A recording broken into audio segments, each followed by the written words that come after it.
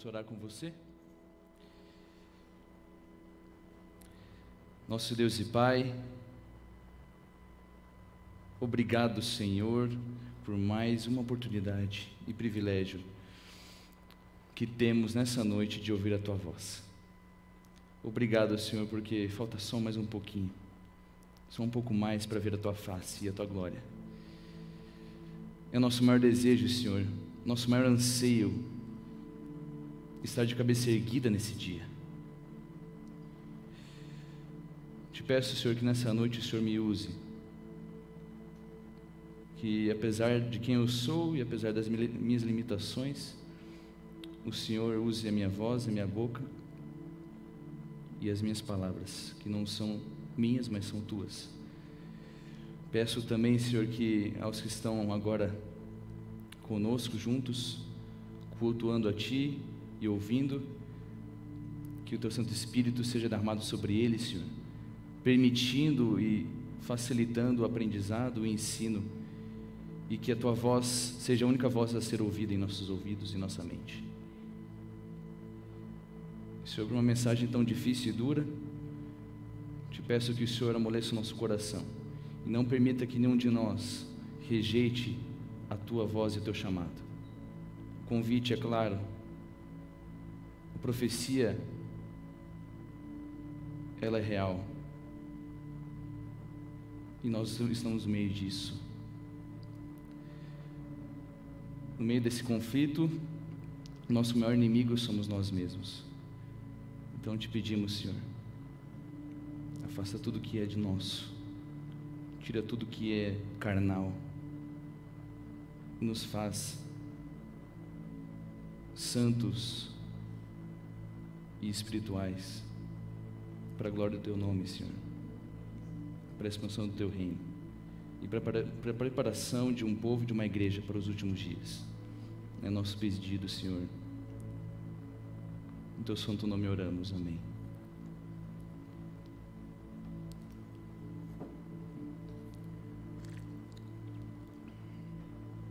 Boa noite, meus amigos, meus irmãos, tudo bem com vocês?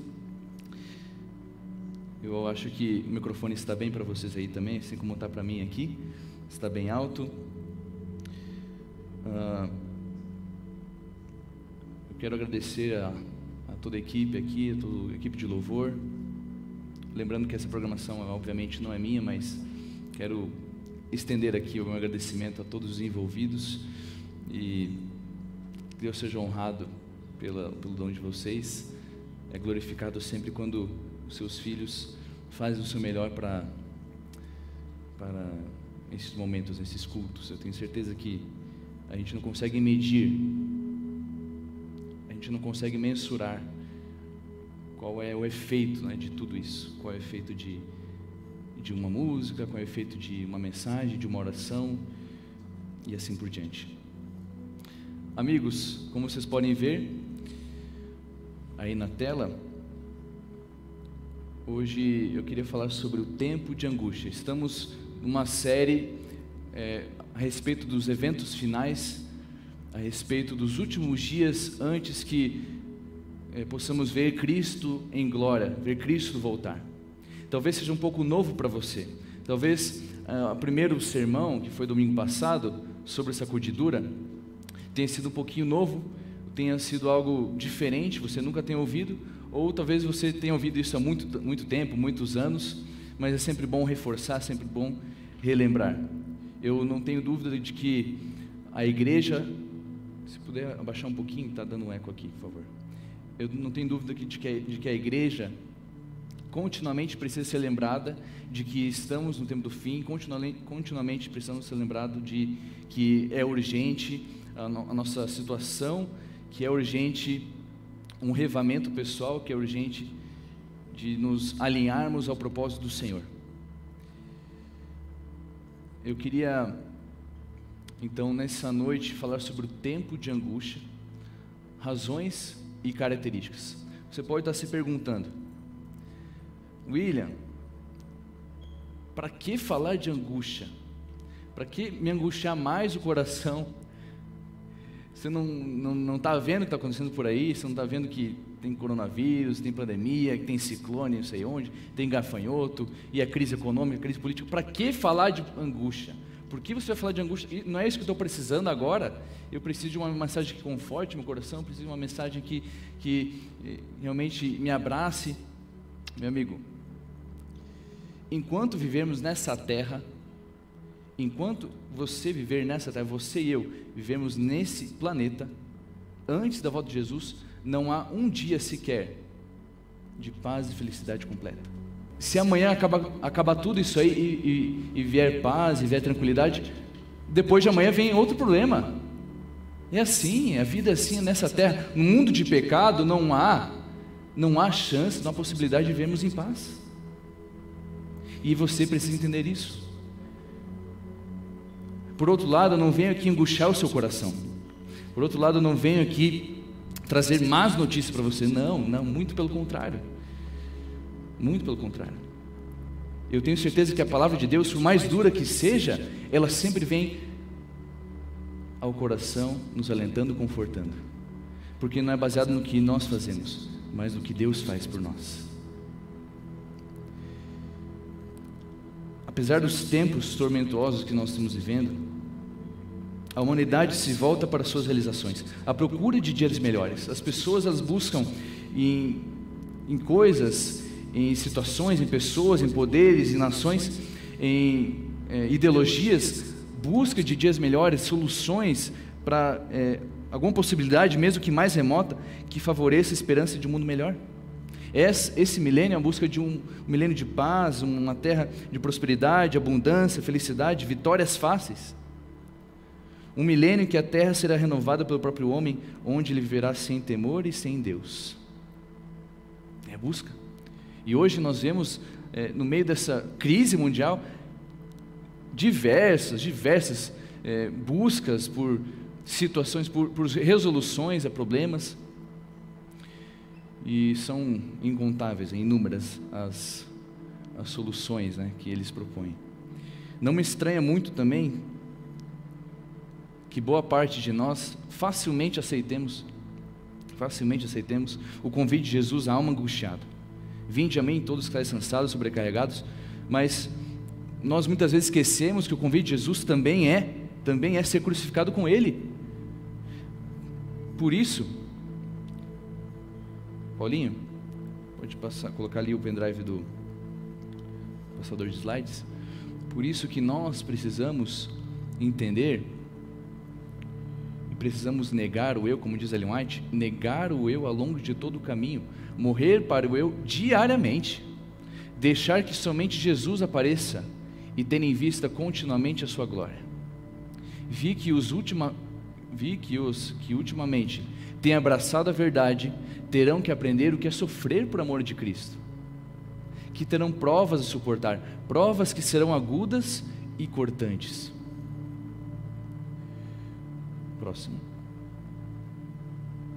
A fim de que sejam purificados e pelo sofrimento capacitados a receber o selo do Deus vivo. Pelo quê? Pelo sofrimento. Pelo sofrimento receber o selo do Deus vivo. Sem angústia, sem sofrimento, é impossível receber o selo de Deus, ser selado para a eternidade, meu amigo. Há alguma coisa que eu posso fazer para merecer a eternidade, para merecer a salvação? Não, claro que não. Mas o céu não se conquista assim. O céu não é barato.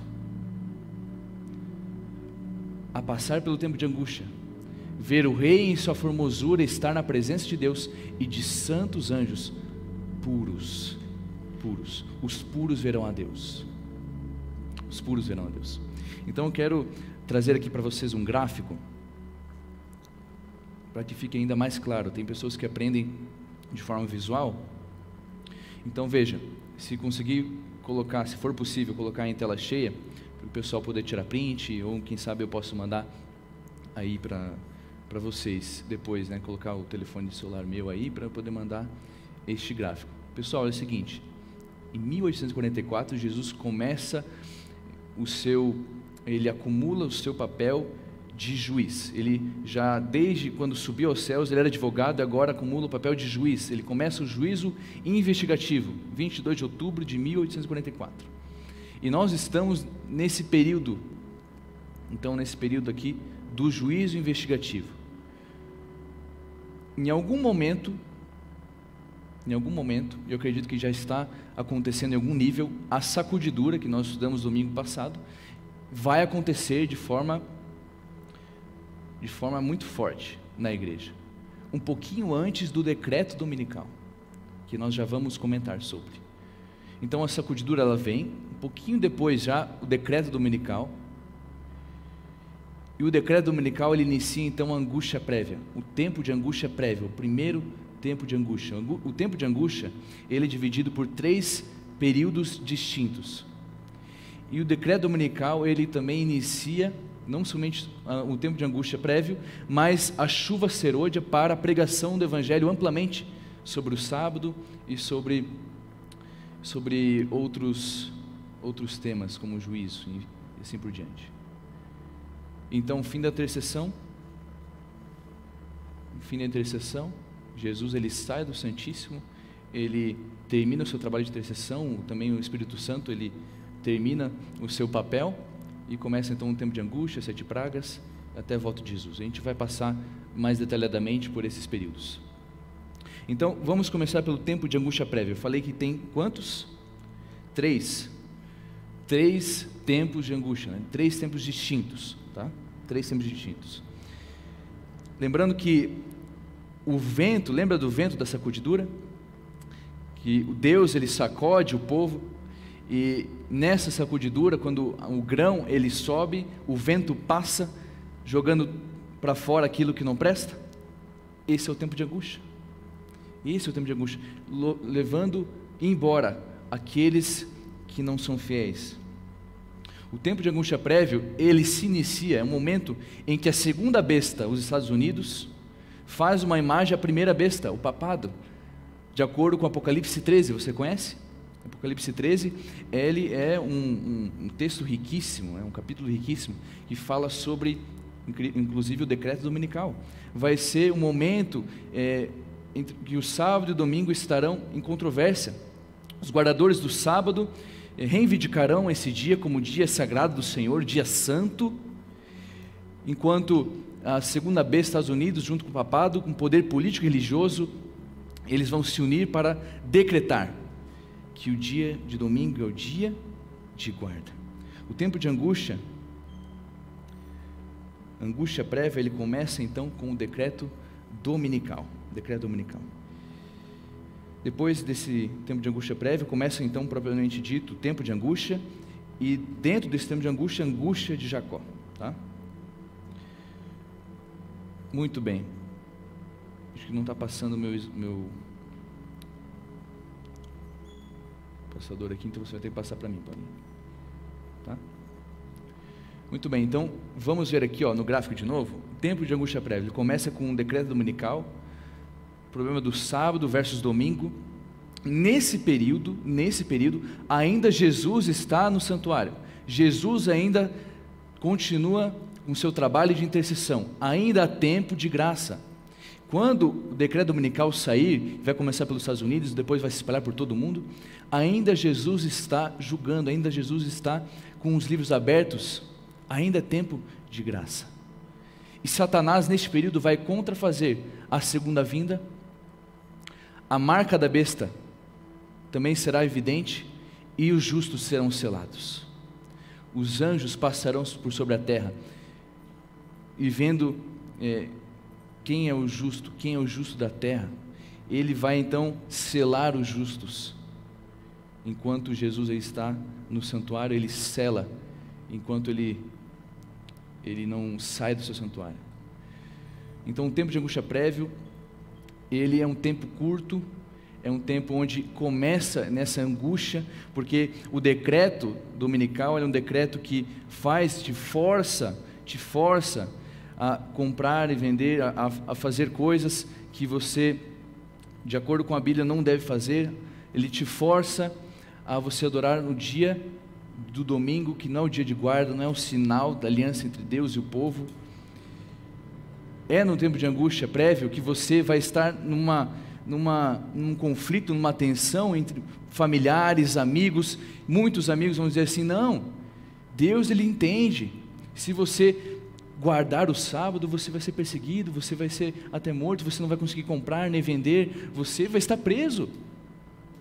Muitos dos nossos familiares e amigos, neste momento, nessa tensão, nesse tempo de angústia prévia, não vão aguentar, porque antes desse tempo, negociaram princípios tão básicos, coisas tão básicas, negociaram seus princípios, e agora no tempo de angústia, não vão suportar, não vão ser fiéis. E você?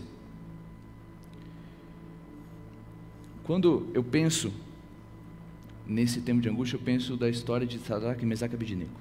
E antes de nós entrarmos nessa história um pouquinho, quero ler o que Ellen White diz no Grande Conflito, em a página, ou melhor, Testemunhos para a Igreja, página 451, quando o protestantismo estender os braços através do abismo, a fim de dar uma mão ao poder romano e outra ao espiritismo, quando por influência dessa tríplice aliança, a América do Norte for induzida a repudiar todos os princípios de sua Constituição, que fizeram dela um governo protestante e republicano, e adotar medidas para a propagação dos erros e falsidades do papado, podemos saber que é chegado o tempo das operações maravilhosas de Satanás e que o fim está próximo.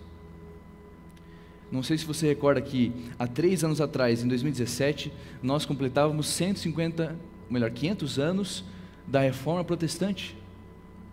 A Reforma Protestante foi uma bandeira levantada, onde Martinho Lutero e outros levantaram o princípio da sola escritura, somente pela graça você é salvo mediante a fé, e depois de 500 anos, parece que eles não estão mais vivos.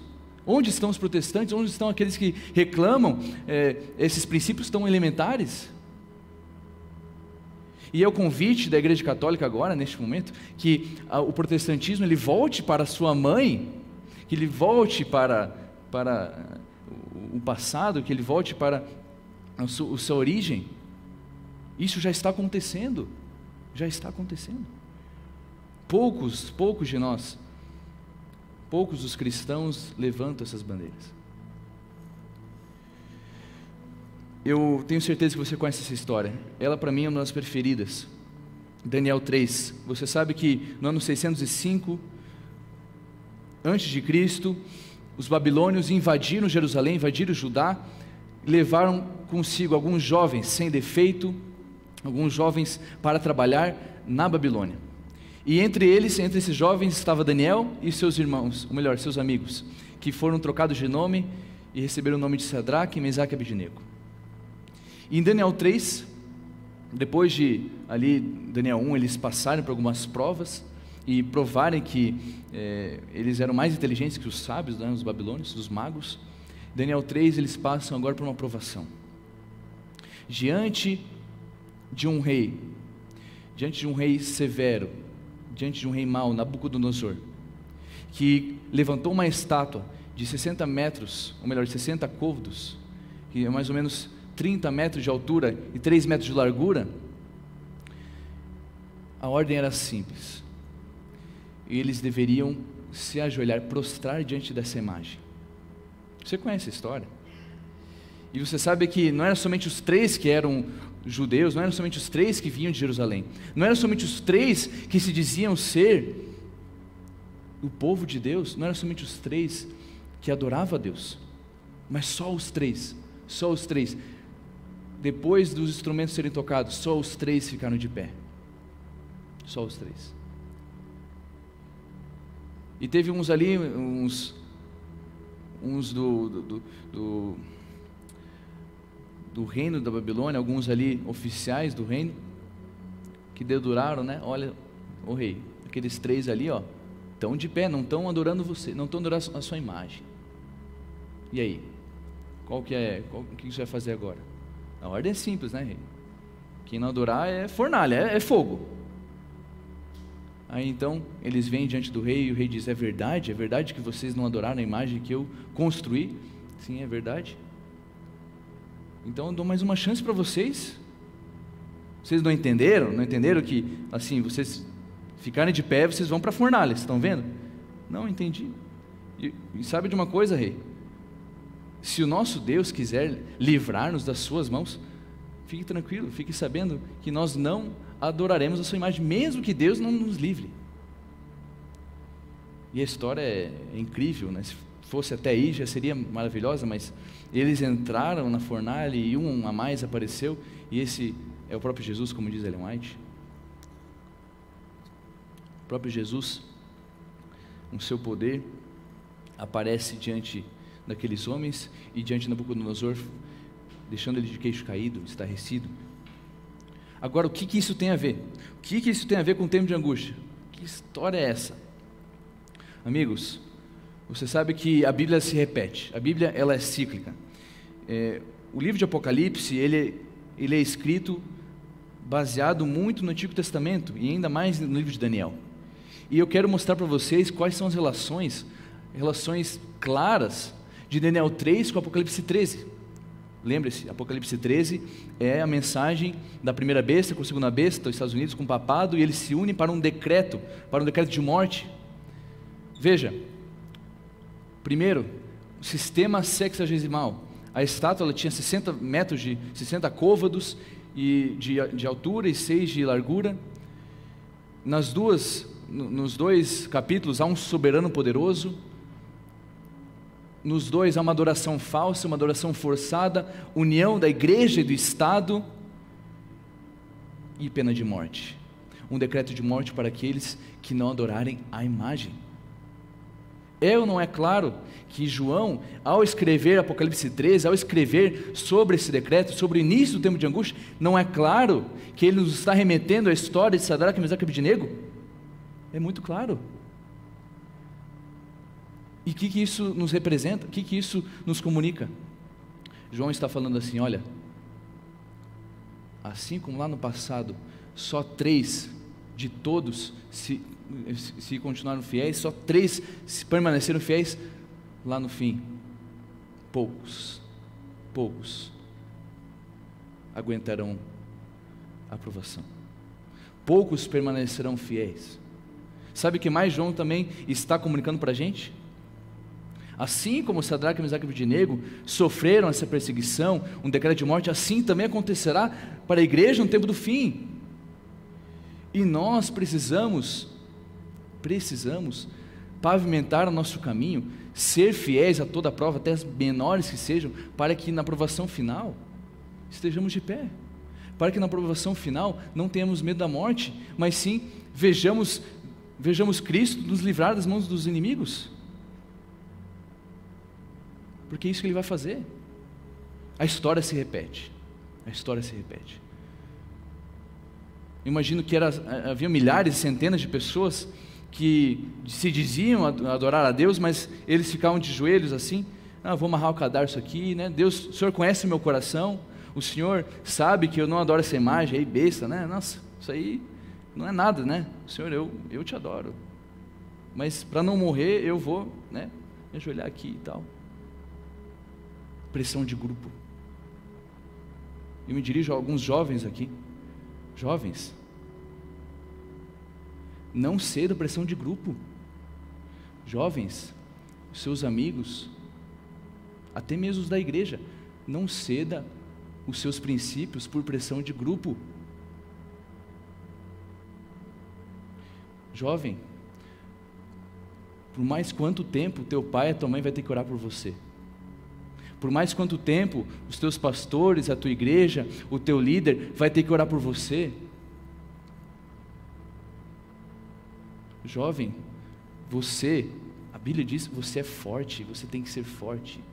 Pressão de grupo, não ceda a pressão de grupo. Esses 3 jovens, os 3 foram fiéis, e nós precisamos repetir a história. A história vai se repetir. Agora, se você vai estar ajoelhado ou vai ficar de pé, aí é com você. E nós precisamos já tomar essa decisão é tomada já hoje. Nas provações, as provações já temos hoje. Essas angústias, esses problemas, essas provações, situações que Deus coloca na nossa vida, meu amigo, não reclame. Meu amigo, olha isso como uma oportunidade para você crescer em graça, crescer em santificação, crescer em santidade. crescer mais um pouco, mais um degrau na caminhada cristã, para que no fim dos tempos, para que na última provação você seja firme. Não caia no erro, por favor, não caia no erro de achar que a comunhão com Deus, que a vida com Deus ela é fácil, que a vida com Deus ela é só conforto, só alegria, só paz. No mundo tereis aflições, meu amigo. E muitas dessas aflições Deus permite para que você cresça, para que você suba de mais um degrau na caminhada cristã, e que você seja puro e santificado, para ver num céu que é puro, para você ver um Deus que é puro. O tempo de angústia, então ele começa no fim dessa intercessão, no fim da intercessão de Jesus do santuário. Nesse tempo se levantará Miguel, o grande príncipe, Jesus Cristo, se levantará de onde? No santuário do seu trono, o defensor dos filhos do teu povo, e haverá tempo de angústia, qual nunca houve, desde que houve nação até aquele tempo. Mas naquele tempo será salvo o teu povo, todo aquele que for achado inscrito no livro. Que livro? O livro da vida. Miguel se levantará. E agora, os justos, continuarão justos, os ímpios continuarão fazendo impiedade e iniquidade, deixando ele o santuário, as trevas cobrem os habitantes da terra. Naquele tempo terrível, os justos devem viver à vista de um Deus santo, sem intercessor. Removeu-se a restrição que estivera sobre os ímpios, e Satanás tem domínio completo sobre os que finalmente se encontram impenitentes. Terminou a longanimidade de Deus, terminou a paciência de Deus. O mundo rejeitou a sua misericórdia, desprezou-lhe o amor, pisando sua lei. Os ímpios passaram os limites de seu tempo de graça. O Espírito de Deus, persistentemente resistido, foi por fim retirado. Desabrigados da graça divina, não tem proteção contra o maligno. Satanás mergulhará então os habitantes da terra em uma grande angústia final. Um grande conflito. 665. Tremendas provas e aflições aguardam o povo de Deus. O espírito de guerra está incitando as nações de um a outro canto da terra, mas em meio ao tempo de angústia, qual nunca houve desde que existe nação, o povo escolhido de Deus ficará inabalável. Satanás e sua hoste não os poderá destruir, pois anjos magníficos em poder protegê-los-ão. Amém? Por isso que eu falei para você, não é para você se angustiar. Se você é filho de Deus, se você lava suas vestes no sangue do Cordeiro, e na sua graça você se apoia, não há o que temer. Satanás e sua hoste maligna não tem poder sobre você, não tem poder. O tempo de angústia, ele se inicia então, ao findar o juízo pré-advento, o juízo investigativo, encerra-se o ministério de Cristo no santuário celeste. Assim também ao mesmo tempo o Espírito Santo é retirado da terra, e eu imagino que se o mundo está do jeito que está, com o Espírito Santo agindo, imagina neste tempo, se o Espírito Santo, ele ainda age nos nossos dias, e o mundo está do jeito que está, pense então quando o Espírito Santo será retirado. O decreto de morte será agora reforçado. Os cristãos, os justos, já serão selados, todos nós seremos selados no sangue do Cordeiro. E o selo de Deus, lembre-se, não é o sábado, isso é um sinal exterior do selo de Deus, um sinal exterior daquele que foi selado.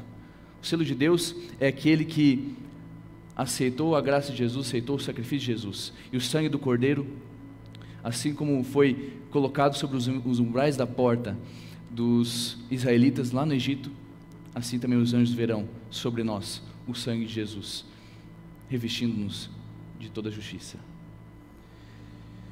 Então, o tempo de angústia começará quando completar o número dos selados, inicia-se também a queda das 7 últimas pragas, finda-se o tempo de graça. Quem é justo permaneça justo, e quem é ímpio permanece ímpio. E nesse período então, as 7 pragas elas começam a cair. O tempo de angústia como nunca houve está prestes a manifestar sobre nós, e necessitaremos de uma experiência que agora não possuímos e que muitos estão demasiado indolentes para obter. Nós necessitamos de uma experiência que agora ainda não possuímos. Se até nas pequenas angústias, pequenas provações, nas menores, nós já cambaleamos, a nossa fé já é não está sustentada na palavra de Deus, não está sustentada numa vida de oração, uma santificação, se até nessas pequenas provações você vacila, meu amigo, você precisa de uma nova experiência. Nós precisamos de uma nova experiência com Cristo, porque esse dia vai chegar, está chegando, e se você não tiver uma experiência com Deus, de fidelidade, se não for fiel aos princípios mais elementares, até as pequenas provas, você não vai suportar, meu amigo. Será irresistível para você. Irresistível. A angústia de Jacó é um período que acontece entre a segunda e a terceira praga, onde os ímpios receberão então todas as consequências das 7 pragas, e eles verão que os justos, os salvos, eles não estarão sofrendo as consequências dessas pragas, e eles então acharão que a culpa na verdade é nossa, que a culpa é dos justos, a culpa é deles que nós estamos sofrendo aqui, e eles não. E agora o decreto de morte é reforçado, a perseguição agora ela aumenta, ela agora é reforçada ainda mais. Quando vier este tempo de angústia, todo o caso estará decidido, não mais haverá graça, nem misericórdia para o impenitente. O selo do Deus vivo estará sobre o seu povo. Foi feito o decreto para que, sob pena de perseguição e morte, adorem a besta e recebam o seu sinal. Queira Deus auxiliar seu povo agora, pois sem sua assistência, que poderão eles fazer naquele tempo, em tão terrível conflito? Embora o povo de Deus esteja rodeado de inimigos que se esforçam por destruí-lo, e isso já é um período onde nós estaremos nas montanhas, nós deixaremos as cidades. Lembre-se, muitos de nós, muitos nossos irmãos acham que esse momento para deixar as cidades, meu amigo, existe algumas coisas para acontecer, existe o decreto dominical ainda para acontecer, existe ainda um evangelho a ser pregado nas grandes cidades, mas quando esse dia chegar, quando o decreto dominical chegar e a perseguição for agora reforçada, nós fugiremos. E a angústia de Jacó, ela é uma angústia que nos lembra da luta de Jacó, que Jacó teve com um anjo de Deus, com Jesus Cristo, pedindo para que ele o abençoasse a noite toda. Continuando aqui o texto, a angústia que sofre não é todavia o medo da perseguição, não é essa angústia, não é o medo da perseguição que nós temos ali como chamada angústia de Jacó, não é esse o medo. Receiam não se terem arrependido de todo o pecado. Essa é a angústia, uma angústia espiritual, uma angústia mental. Sofrendo, embora a mais profunda ansiedade, terror e angústia, não cessam suas intercessões. Apoderam-se da força de Deus como Jacó se apoderara do anjo. Não te deixarei ir, senão me abençoares. O tempo de angústia de Jacó acontece entre o decreto de morte e o livramento dos justos. Esse período é um período abreviado, um período curto, caso contrário nós não aguentaríamos. O tempo de angústia de Jacó, ele acontece um pouquinho antes do aparecimento de Cristo em sua segunda vinda. A essa altura a porta da graça já está fechada, os que sofrem a angústia de Jacó já estarão selados, completamente salvos, mas ele não tem certeza disso. Nós não teremos certeza da salvação. Isso para mim, sinceramente, é ainda um mistério. Ou não querem confiar nisso, afinal a porta da graça não faz barulho quando fecha. A porta da graça não faz barulho quando fecha. Nós ainda estaremos incertos na nossa salvação, estaremos incertos na nossa redenção. Portanto, eles preferem continuar buscando o fortalecimento de sua espiritualidade na última e mais desesperadora luta de fé. O Espírito Santo já terá sido retirado da terra, sua obra de intercessão completada. Os homens agora estarão entregues a espíritos de demônios e passarão a agir como feras selvagens. Não reconhecerão seus parentes, amigos, nem seus irmãos de fé. Eu repito, meu irmão, se o mundo está do jeito que está, com o Espírito Santo agindo, com Cristo no seu santuário, intercedendo por nós, imagine agora, sem o Espírito Santo, o que esse mundo vai virar, o que esse mundo vai se tornar. E se você não for selado pelo sangue do Cordeiro, se você não ser fiel a essa prova, um pouquinho antes do tempo de angústia, Se você não passar por essa prova, você vai ser entregue a espírito de demônio, e você vai perseguir até os seus próprios irmãos de fé, até os seus parentes, até os seus amigos. Você não vai nem reconhecê-los, porque você vai ser entregue a espírito de demônios, totalmente entregue a espírito de demônios. Eu estive ano passado diante de uma das piores cenas da minha vida, o campo de concentração Dachau, na cidade de Dachau, perto de Munique. Foi o primeiro campo de concentração construído pelo nazismo, construído mais ou menos em 1933, antes mesmo da Segunda Guerra Mundial, já estava em vigor. E os judeus passaram, vocês sabem, passaram por provações, perseguições, morte. E eu nunca passei, nós nunca passamos, eu acredito que nenhum de nós passou por isso, provação, perseguição de morte.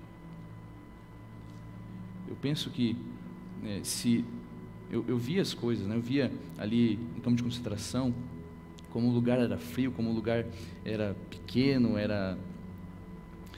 provavelmente era muito sujo. Algumas fotos, alguns acervos ali no museu, textos ali também falando como que era a vida dos judeus, como que era a vida dos prisioneiros. E inclusive também eu até pedi para ali a secretária de analisar o meu sobrenome, se alguma pessoa que tem meu sobrenome passou por ali ou passou por outro campo de concentração, e ela ali na relação conseguiu nove sobrenomes. Geisler, porque o sobrenome ele é alemão, mas é de judeu. Fomos perseguidos na Segunda Guerra, um sobrenome de descendência judaica. E eles tinham também na lista ali, não somente o nome, mas a data de nascimento, a data que chegaram, no campo de concentração que chegaram, a profissão, por que estava preso, o dia que morreu, como morreu, tudo listadinho, tudo bem organizado. Eu fico pensando, se o homem foi capaz de fazer isso, o Espírito Santo, mesmo que resistido, mas ainda tendo o Espírito Santo, tentando fazer com que o coração do homem se amoleça, tentando converter o homem do pecado à justiça do juízo. Eu imagino, meu irmão, depois que Jesus sair do seu santuário e o Espírito Santo se retirar da terra, o que esse mundo vai se tornar. Você não pode fazer parte disso. Você não pode fazer parte disso.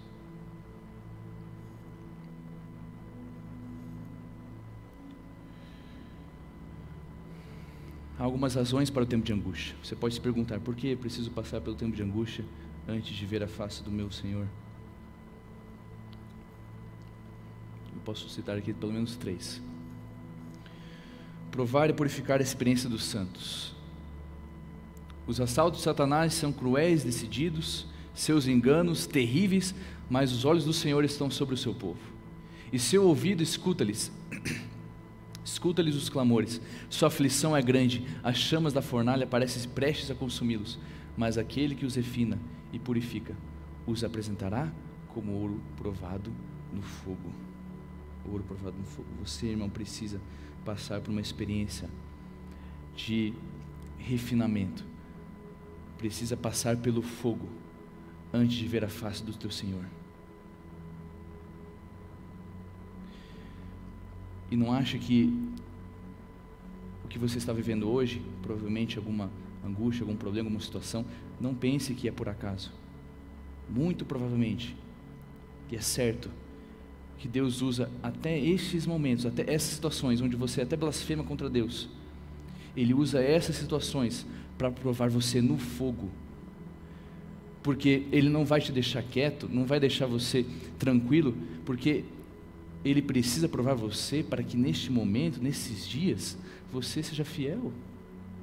Ele precisa provar você no fogo para que você não seja aquele que estará de joelhos e estará com a marca da besta. Ele te ama demais para deixar você quietinho, te ama demais para deixar você no conforto. Muitos de nós somos provados por Deus para que nós tenhamos a salvação e a eternidade garantida hoje. E essa será a prova final. Segundo, aperfeiçoar a fé dos santos. Os que agora exercem pouca fé correm maior perigo de cair sob o poder dos enganos de Satanás e do decreto que violentará a consciência. Violentará a consciência. Meu amigo, o negócio é pesado. E mesmo resistindo à prova, serão imersos em uma angústia, porque nunca adquiriram o hábito de confiar em Deus.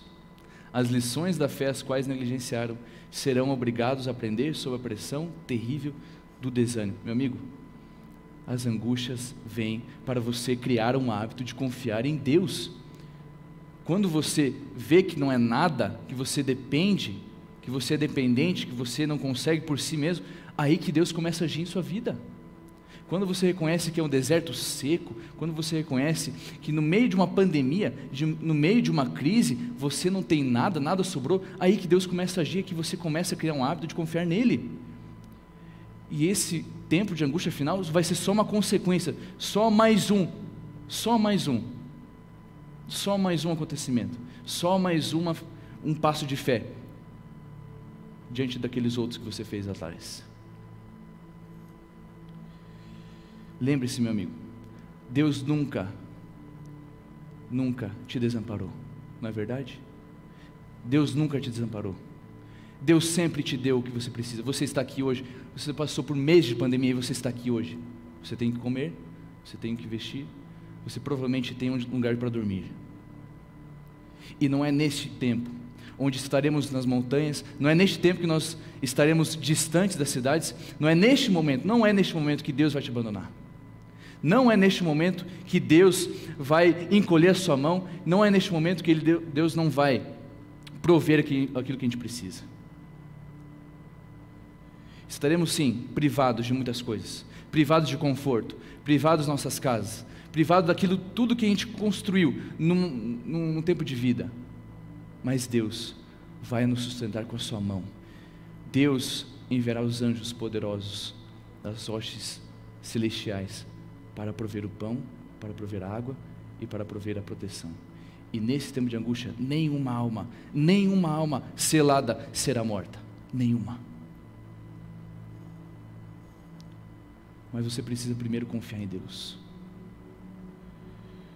Eu falo com alguns, eu prego para alguns que não se decidem, não se batizam, não tomam um passo de fé, porque é o sábado que vai ter que abandonar, porque é o dízimo que vai ter que devolver, porque é o relacionamento que vai ter que desestruturar, o relacionamento que vai ter que romper, porque é a situação que vai ter que resolver, porque é isso que vai ter que largar, porque é isso que vai ter que ceder. Muitos. Estes não suportarão. Diante das privações, diante de uma situação onde vai ter que exigir privações materiais, eles não suportarão. E por fim, eliminar a natureza terrena dos santos. O amor de Deus para com seus filhos, durante o período de sua mais intensa prova, é tão forte e eterno como nos dias de sua mais radiante prosperidade. Mas é necessário passarem pela fornalha de fogo. Sua natureza terrena deve ser consumida para que a imagem de Cristo possa refletir-se perfeitamente. Amém.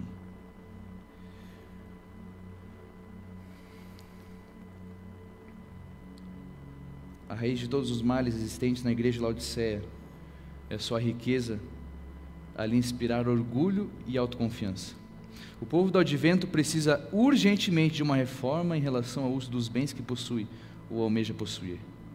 A sociedade extremamente materialista na qual vivemos parece exigir de forma quase irresistível que adquiramos bens terrenos, acumulemos posses e recursos materiais sem os quais não sobreviveríamos. Precisamos urgentemente de uma reforma. Precisamos urgentemente de eliminar tudo que é terreno, para que a imagem de Cristo seja revestida e revelada em nós, urgentemente. Posso estar falando para alguém aqui que já está passando por angústias tremendas. Posso estar falando para alguém aqui que não gostaria de ouvir uma mensagem tão dura e uma mensagem que pode causar um pouco de desconforto. Mas eu quero falar para você que neste momento de crise, neste momento de angústia que você está passando, Deus quer agir em sua vida. Deus quer provar você que Ele não te desampara. Deus quer te provar que Ele está te preparando, meu amigo, que Ele está te preparando para coisas maiores, que Ele está preparando para tempos mais difíceis. As coisas vão piorar. Jesus Cristo está vindo. O mundo está maduro para a volta de Jesus. Não sei qual a impressão que você tem ao ver o noticiário, mas Jesus já está à porta. Jesus já está à porta. Meu amigo, lembre-se deste texto aqui, Apocalipse 7, 13 e 14. Um dos anciãos tomou a palavra dizendo: estes que se vestem de vestiduras brancas, quem são? De onde vieram? Respondi-lhe: meu Senhor, tu o sabes. Ele então me disse: são estes os que vêm da grande tribulação. Lavaram as suas vestiduras e as alvejaram no sangue do Cordeiro. No sangue do Cordeiro, amém. Coisa linda. É o sangue do Cordeiro que nos salva. É o sangue do Cordeiro que vai fazer com que a gente passe por todas as provações até esse tempo de angústia, para que no fim vejamos Ele face a face, para que no fim vejamos Ele adiante de nossos maiores inimigos, adiante da perseguição, um pouco antes de os inimigos de Deus, influenciados pelas hostes malignas, nos atacarem com seus mais ardentes provações e até mesmo tentar nos matar. Um pouco antes, Jesus aparecerá em glória. Um pouco antes, Jesus, assim como fez com aqueles 3 homens, nos salvará da fornalha de fogo ardente. Lembre-se, Deus salvou aqueles 3 homens da fornalha, sim ou não? Vou repetir, Deus salvou aqueles rapazes, Sadraque, Mesaque e Abednego, da fornalha, sim ou não? Não. Deus não salvou da fornalha. Deus salvou na fornalha. Na fornalha.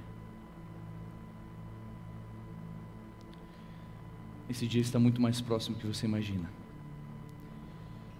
E cabe a nós hoje termos uma experiência da qual nós não vivemos ainda. Cabe a nós buscarmos a Deus constantemente e pelo poder do Espírito nos revestimos de Cristo, para que no dia final estejamos de pé, para que no dia final nada e nem ninguém seja capaz de fazer com que a gente se ajoelhe à imagem da besta. Quero chamar aqui a Giovana e a Ana, e elas vão cantar uma música chamada Sob Suas Asas. É neste tempo de provação e angústia que é sob as asas de Deus, sob as asas de Cristo, por mais que a angústia seja extrema, sobre as asas de Cristo, sob as asas de Deus, estaremos seguros. Enquanto as pragas estiverem caindo sobre os ímpios, enquanto os ímpios ferozmente estiverem nos perseguindo, sob as asas de Deus, nós estaremos salvos. Ele não nos deixará desamparados. Ele não deixará de dar o pão, de dar a água, de dar o conforto, de dar aquilo que nós precisaremos para viver. Lembre-se que o céu é conquistado com angústia.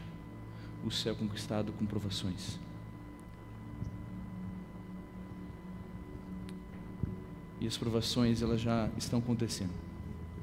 Eu vejo claramente que Deus está sacudindo o seu povo. Nós vemos claramente que Deus está provando a terra, provando a sua igreja. Vejo claramente que Deus está provando individualmente cada um de nós, individualmente. E nós precisamos pavimentar o nosso caminho. Precisamos subir de degrau em degrau, para que no dia final a nossa cabeça seja erguida e você com intrepidez seja fiel a toda a prova. E lembre-se, meu amigo, o que você mais precisa se preocupar não é com o tempo de angústia. O que você mais precisa se preocupar não é com o tempo de angústia e quando ele vier. Mas a sua maior preocupação deve ser: onde eu estarei? Nesse tempo, onde eu estarei? É minha oração que eu e você estejamos sob as asas do Cordeiro, sob as asas de Deus, protegidos, escondidos na sombra do Altíssimo. Vamos ouvir então, neste momento. Tenha um momento de oração com Deus, a sós. Amém. Que essa seja a minha e a sua realidade. Se é o teu desejo estar sobre as asas do nosso Deus, nosso Rei, até o dia final, até que Ele volte, eu quero convidar você a fechar seus olhos. Mais uma vez selar a você a eternidade, selar a tua vida com Deus, renovar a tua aliança com o seu Pai, com o seu Criador, te preparando para um pouco mais de tempo, até que esses dias cheguem. E lembre-se, essa mensagem não é de angústia, mas é de esperança. É uma mensagem que prepara a minha e a sua vida para uma realidade que ainda não conhecemos, não vivemos, mas que é prometida a todo aquele que crê. Feche seus olhos. Nosso Senhor, Deus do universo, Deus de toda a terra, obrigado, Senhor, porque sobre tuas asas nos encontramos neste momento. Obrigado porque teu povo, Senhor, se achega a ti, reconhecendo a pecaminosidade, a nudez na qual nos encontramos, reconhecendo que em nós não há nada que é bom, reconhecendo que nós precisamos de um Salvador e que ansiosamente esperamos o dia de encontrar o nosso Senhor Jesus Cristo. Senhor, antes de olhar o Senhor face a face, é profetizado, Senhor, que o teu povo passe por um tempo de angústia, passe por um tempo difícil, mais difícil do que agora hoje estamos passando. Um tempo de angústia a qual nunca houve nesse planeta, nunca houve em nenhuma nação. Eu peço, Senhor, que o Senhor cele a tua igreja, cele as nossas famílias, cele a mim e a todos aqui para a eternidade, para o encontro com o Senhor nos ares. Prove, Senhor, a todos nós no fogo. Nos prova, Senhor, e nos purifique de toda maldade, de toda natureza deste mundo. Se for preciso, Senhor, se for preciso, faça de tudo. Tire tudo que é nosso. Se for preciso, se for necessário assim sermos salvos, tire tudo que é nosso, para que assim reconheçamos que nada vem de nós, mas vem de Ti. Se for preciso, Senhor, permita com que as pessoas nos abandonem, que nossos familiares, amigos nos abandonem. Permita com que a gente perca quase tudo, ou praticamente tudo aquilo que nos aprisiona, para entendermos assim que é só o Senhor que a gente precisa. Permita, Senhor, que provações e crises venham em nossa vida, para que reconheçamos que é nesses momentos que o Senhor age, que é nesses momentos que nós precisamos de Ti, e para que no dia final, na última crise, estejamos firmes e fiéis, e que nada deste mundo nos aprisione, e que nada deste mundo enche nossos olhos, nada deste mundo seja um obstáculo para este caminho rumo à Canaã celestial. Sabemos que esse tempo está muito mais próximo do que imaginamos, e hoje cabe a nós sermos fiéis a pequenas provas, não negociarmos nossos princípios, por menores que sejam, nem os pequenos, porque nós queremos pavimentar nosso caminho, para que quando chegar a última provação, a última prova, sejamos firmes, assim como Sadraque, Mesaque e Abednego, e no meio da fornalha, no meio da fornalha de fogo ardente, no meio onde Satanás e as suas hostes malignas estarão prestes a nos executar. O Senhor se levantará, se erguerá do seu trono e buscará os seus filhos, buscará o seu povo, buscará a tua igreja. Mas vai ser no meio da fornalha. Vai ser no meio da fornalha. Não permita com que a gente pense que a vida com o Senhor, ela é somente de paz, ela é somente de bons momentos. É óbvio, o Senhor quer que a gente viva abundantemente nessa terra. Mas cabe a nós também crucificar, dar a vida eterna. E hoje eu quero ser vencedor. Hoje nós queremos a vitória, Senhor.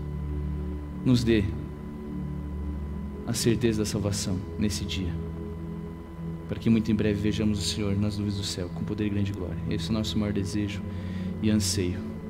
Nós oramos no nome de Jesus Cristo, nosso Salvador e Senhor, e oramos até que Ele volte.